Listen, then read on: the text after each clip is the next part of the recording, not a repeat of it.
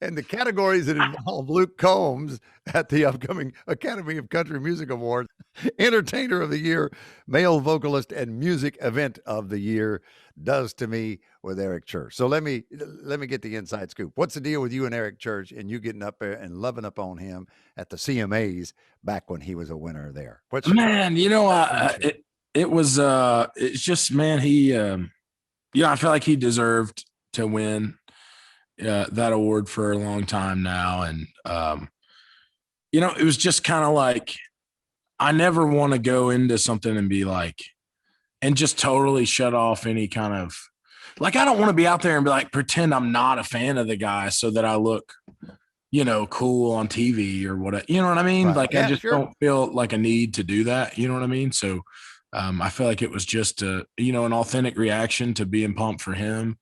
Not only as somebody who's gotten to work with him and know him over the years, but as a fan of his, man, I feel like he's deserved to win Entertainer of the Year for a while now, and I was pumped to get to witness it.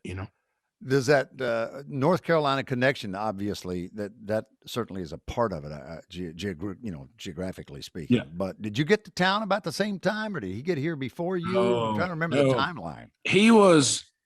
So we went to the same college, and we both went to Appalachian State.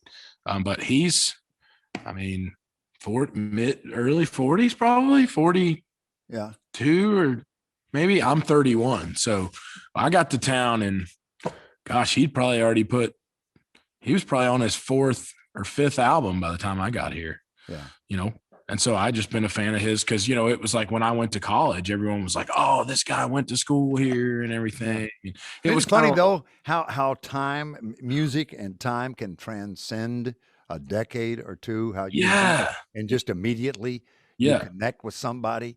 And it's as if you did grow up together. Right. Yeah. It was crazy. It was weird to go from, I remember when I first started listening to him, it was like, you'd never think that, like, that's a guy that you could like text now, and it's like, you know what I mean?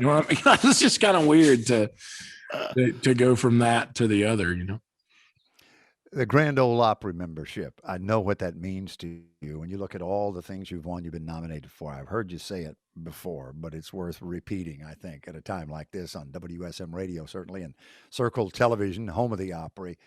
Just what a very special place that holds in your life. Regardless of award shows. Yeah, it's definitely top night for me, in my career. It was just, ever since the first time I made my debut, it was like it was a place that felt like home, and everybody treated me so well, and it was a place that I wanted to invest in personally, and go play and do things to continue the legacy of the Opry. And, I want to